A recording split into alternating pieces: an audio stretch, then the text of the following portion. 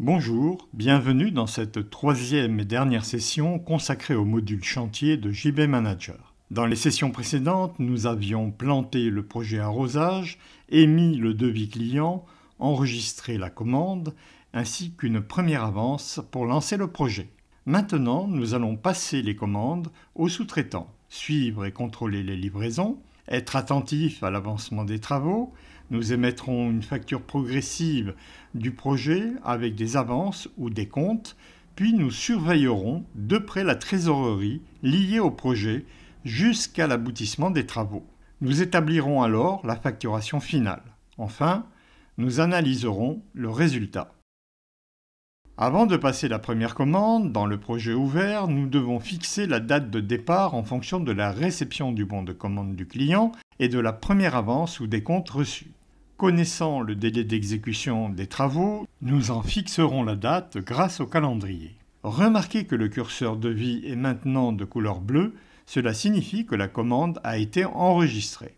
Dans l'onglet Produits et services, dans le deuxième onglet à partir de la gauche, Produits et commandes, nous avons la liste du matériel à commander pour ce projet.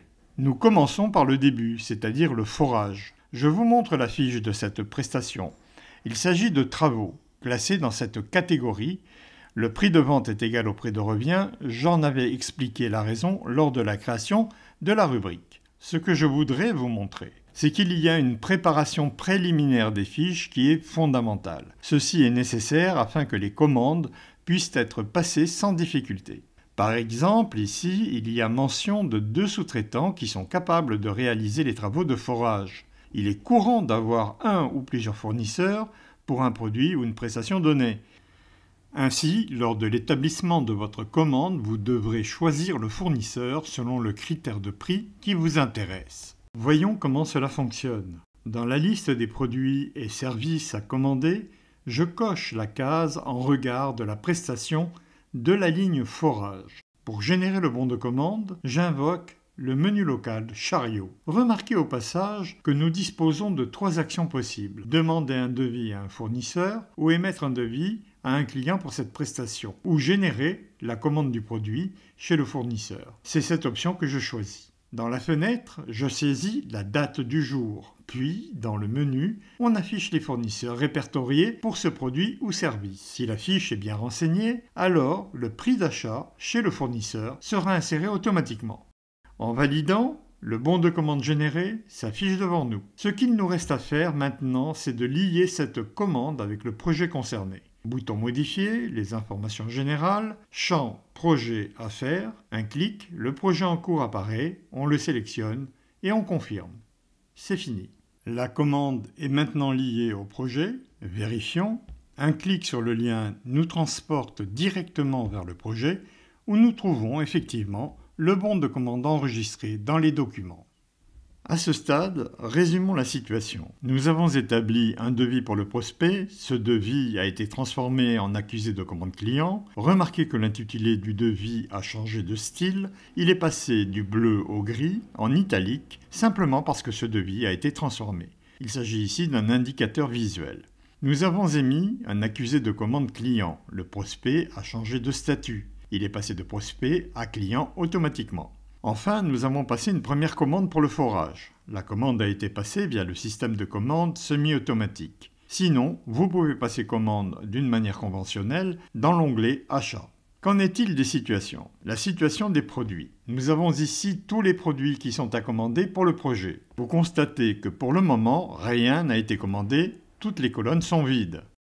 Dans la situation des services, nous trouvons la commande passée pour le forage. Dans la situation des documents, on y trouve le bon de commande passé au fournisseur Hydroforage. Enfin, l'analyse financière. Elle nous indique le montant du projet initial hors taxes et TTC. Nous voyons également l'acompte ou l'avance reçue de 30 000 dirhams. Nous voyons qu'un nouvel engagement est apparu d'un montant de 35 000 dirhams qui représente la commande du forage. En regard de cette ligne, nous n'avons donné aucun règlement à ce fournisseur. Il aurait pu nous demander un acompte. À ce moment-là, cet acompte apparaîtrait ici. L'encours fournisseur est également à 0 puisque nous n'avons aucune facture réceptionnée d'un quelconque fournisseur. L'analyse de la situation fait apparaître qu'à ce moment précis, nous avons une facturation qui est nulle. Mais nous avons engagé l'entreprise dans une dépense de 35 000 dirhams, d'où le résultat comptable à la fin qui est de moins 35 000. En contrepartie, sur le côté droit, nous avons reçu une avance de 30 000 dirhams. C'est de la trésorerie. Donc en réalité, nous sommes avantagés, en tout cas pour le moment. Hors session, je vais passer quelques commandes de matériel. Ainsi, nous effectuerons ensemble une ou plusieurs réceptions de marchandises. Puis, nous émettrons pour le client une première facture d'avancement des travaux. À vrai dire, j'ai passé toutes les commandes pour ce projet. Nous allons y revenir dans un instant. Pour me guider dans les passations de commandes, j'utilise sur le côté gauche le devis imprimé en PDF et sur le côté droit la fenêtre JB Manager des produits et commandes de façon à me guider pour l'établissement des commandes que je regroupe par rubrique.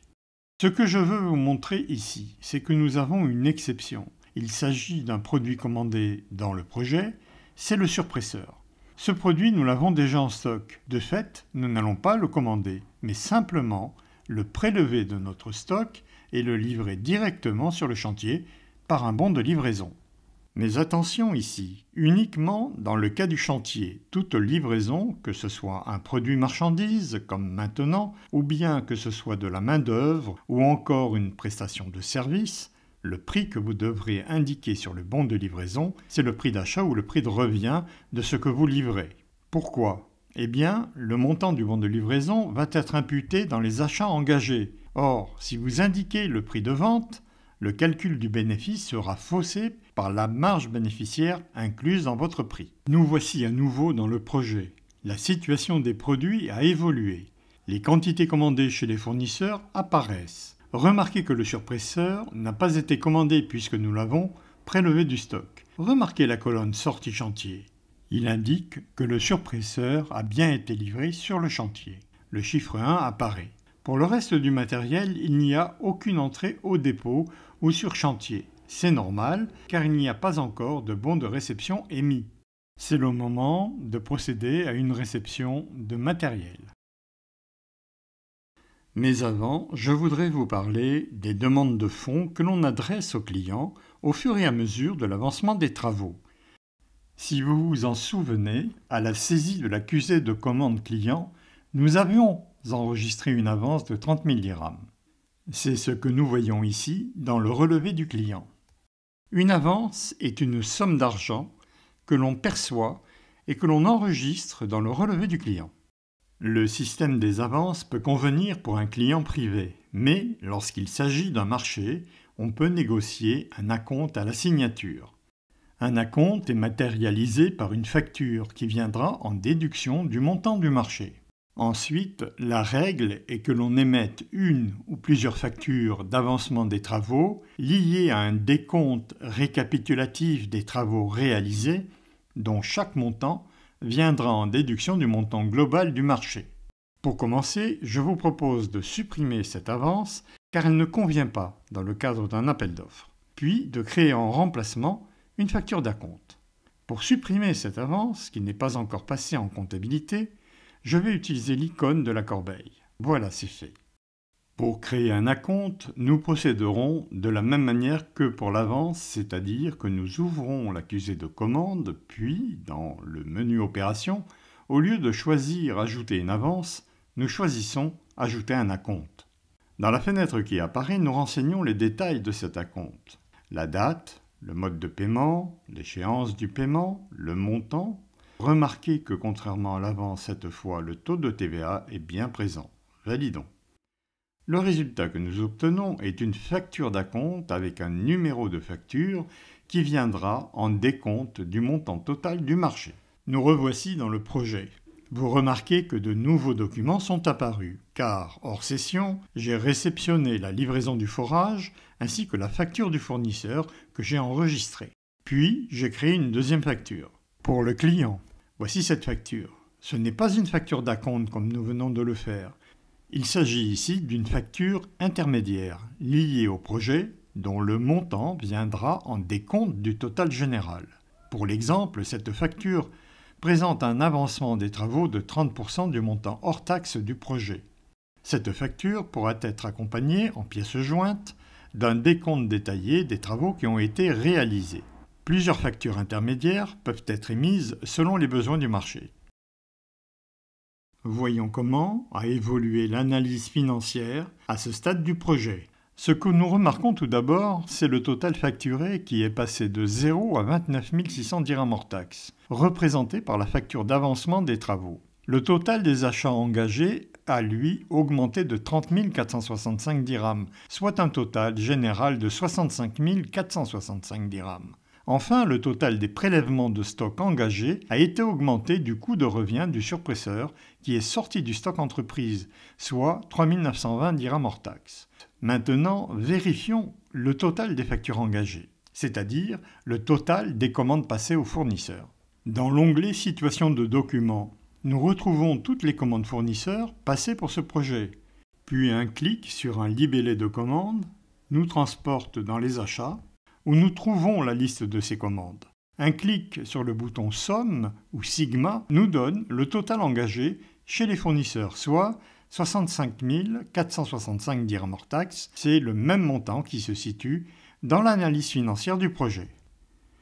Vous avez apprécié le mécanisme des devis, des commandes fournisseurs, des livraisons, des produits et des services, ainsi que de l'analyse financière du projet en temps réel.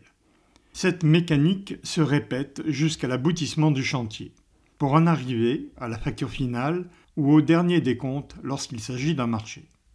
Pour conclure, je vous présente une facture finale qui n'est pas régie par les règles des marchés. Il s'agit d'une présentation standard. Dans la gestion commerciale de JB Manager, chaque facture passe par une facture provisoire, que l'on appelle la facture brouillon. La facture brouillon peut être modifiée, ou si vous le préférez, supprimée. Mais dès que vous la confirmez, elle deviendra alors une facture finale avec un numéro d'ordre. Si vous observez cette facture, vous constaterez que toutes les rubriques sont présentes, comme elles l'étaient sur le devis envoyé au client. En fin de devis, nous trouvons les éléments supplémentaires suivants. Tout d'abord, la facture d'avancement des travaux qui vient en déduction. La retenue de garantie s'il y a lieu, aussi en déduction. Puis, la facture d'acompte qui est déduite du montant total. Enfin, nous trouvons le solde à payer. S'il s'était agi d'un marché, alors nous aurions pu émettre plusieurs factures d'avancement de travaux, chacune de ces factures assortie d'un décompte numéroté. Dans ce cas, il y aurait autant de factures créées que de décomptes pour facturer le projet dans sa totalité. Le modèle d'impression serait alors adapté au modèle standard des marchés. Cette démonstration est maintenant terminée. Il est probable que vous ayez des questions à nous poser. Notre service support est à votre disposition. Vous pouvez nous contacter par mail support@jbmanager.com pour un rendez-vous téléphonique ou alors un rendez-vous distant via l'Internet. Merci pour votre attention.